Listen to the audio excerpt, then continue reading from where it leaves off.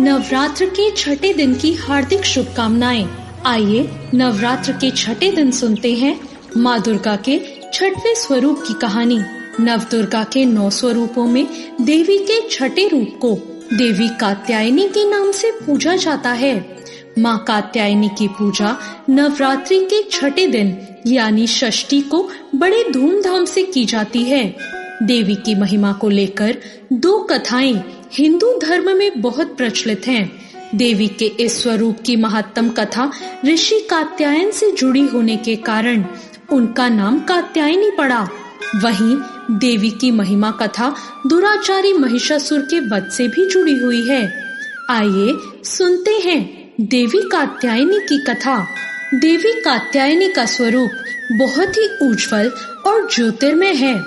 इस स्वरूप में देवी की 4 भुजाएं हैं। इनमें से दाईं तरफ वाली ऊपर की भुजा अभय मुद्रा में है और नीचे वाली भुजा वर मुद्रा में। वहीं बाईं तरफ वाली नीचे की भुजा में तलवार और ऊपर वाली भुजा में कमल का पुष्प सुसज्जित है। देवी कात्यायनी का वाहन सिंह है। देवी कात्यायनी की कथा हमें देवी भागवत महात्म और मार्कंडेय पुराण में मिलती है। पुराणों के अनुसार कत नाम के एक बहुत ही प्रसिद्ध महर्षि हुए थे।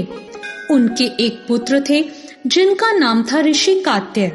आगे जाकर ऋषि कात्य के गोत्र में महर्षि कात्यायन का जन्म हुआ और ऋषि अपने तप के कारण विश्व प्रसिद्ध हुए। ऋषि कात्यायन की इच्छा थी कि देवी भगवती उनके घर पुत्री के रूप में जन्म ले। इसलिए उन्होंने कई वर्षों तक देवी भगवती की कठोर तपस्या भी की। मान्यता है कि ऋषि कात्यायन की ऐसी एक निष्ठ तपस्या को देखकर उनसे प्रसन्न होकर देवी भगवती ने उनकी इच्छा का मान रखते हुए उनके घर में जन्म लिया। ऋषि कात्यायन की पुत्री होने के कारण ही देवी भगवती कात्यायनी कहलाई। महर्षि कात्यायन ने बड़े प्रेम से देवी कात्यायनी का पालन पोषण किया था। कुछ समय बीता। पृथ्वी पर दुराचारी महिषासुर का उपद्रव सारी सीमाएं लांघ रहा था। महिषासुर को ये वरदान मिला था कि कोई भी पुरुष उसे कभी पराजित नहीं कर सकता और ना ही उसका अंत कर सकता है। इसलिए उसे किसी का डर नहीं था और देखते ही देखते उसने देवलोक पर भी अपना कब्जा कर लिया। तभी भगवान विष्णु, प्रजापति ब्रह्मा जी और देवाधिदेव महादेव ने उसका विनाश करने के लिए अपने अपने तेज से मिलित एक देवी को उत्पन्न किया। मान्यता है कि महर्षि कात्यायन ने इन देवी की सर्वप्रथम विधिवत पूजा की थी, इसलिए देवी को कात्यायनी नाम से जाना गया। वहीं देवी कात्यायनी से जुड़ी एक और पौराणिक कथा के अनुसार देवी की उत्पत्ति महर्षि कात्यायन के यहाँ अश्विन महीने में कृष्ण चतुर्दशी को हुई थी। इसके बाद महर्षि ने शुक्ल सप्तमी, अष्टमी और नवमी तक देवी की अपने आश्रम में विधिवत पूजा अर्चना की और दशमी को देवी के इस स्वरूप ने महिषासुर का वध किया था। यही कारण है कि देवी के इस स्वरूप को देवी कात्यायनी के नाम से जाना गया था। महिषासुर का अंत करने के कारण देवी को महिषासुर मर्दानी के नाम से भी जाना गया। दोस्तों, माना जाता है कि देवी दुर्गा का यह स्वरूप अमोघ फलदायिनी है। ब्रज की गोपियों ने करुणावतार श्री कृष्ण को अपने पति के रूप में पाने के लिए कालिंदी यमुना के किनारे देवी कात्यायनी की ही आराधना की थी। इसी कारण वर्तमान में भी देवी कात्यायनी समस्त ब्रजमंडल की अधिशास्त्री देवी हैं। स्कंद पुराण में देवी कात्यायनी के बारे में उल्लेख मिलता है कि उनकी उत्पत्ति परमेश्वर के सांसारिक क्रोध से हुई थी। नवरात्रि के छठे दिन देवी दुर्गा के इस स्वरूप की पूजा काफी महत्व रखती है। ऐसी मान्यता है कि देवी कात्यायनी की पूजा में लाल और सफेद रंग के कपड़े पहनना बहुत शुभ होता है।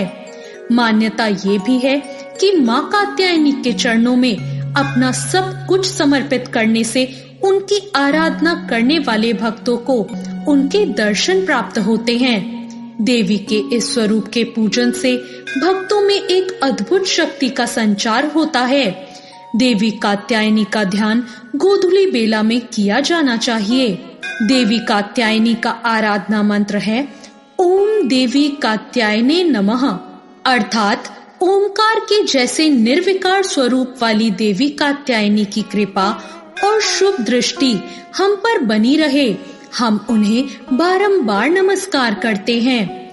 दोस्तों, मान्यता है कि देवी कात्यायनी को शहद बहुत प्रिय है, इसलिए नवरात्र के छठे दिन देवी कात्यायनी की पूजा में शहद या शहद से बनी चीजों का भोग लगाना चाहिए। अब मैं आपको बताती हूँ देवी कात्यायनी की पूजा विधि। सबसे पहले सुबह जल्दी उठकर स्नान करें और साफ वस्त्र धारण करें। हाथ में फूल लेकर माता कात्यायनी का स्मरण करें और पूजा करने का संकल्प लें। पूजा के स्थान को गंगा जल से शुद्ध कर लें। अब पूजा स्थल पर माँ कात्यायनी की मूर्ति या चित्र को स्थापित करें। माँ कात्यायनी को रोली, कुमकुम, हल्दी, अक्षत और चंदन का तिलक लगाएं। पीले फूल, शहद, फल और मिष्ठान का भोग लगाएं। उसके बाद घी का दीपक जलाएं। देवी के मंत्रों का जाप करें। दुर्गा सप्तशती के छठे अध्याय का पाठ करना इस दिन शुभ माना गया है। अंत में माँ कात्यायनी की कथा पढ़कर उनकी आरती करें और अपने परिवार की सुख समृद्धि की प्रार्थना करें। पूजा में हुई कोई भी भूल के लिए क्षमा याचना करें। फिर माँ को लगाए गए भोग या प्रसाद को सबके साथ बांटकर खाएं। देवी कात्यायनी की विधिवत पूजन के बाद महादेव की भी पूजा करने की मान्यता है। देवी दुर्गा के कात्यायनी अवतार की कथा हमें ये सीख देती है कि अगर भक्ति और संकल्प सच्चा हो तो परम प्रकृति की कृपा सदैव हम पर बनी रहती है।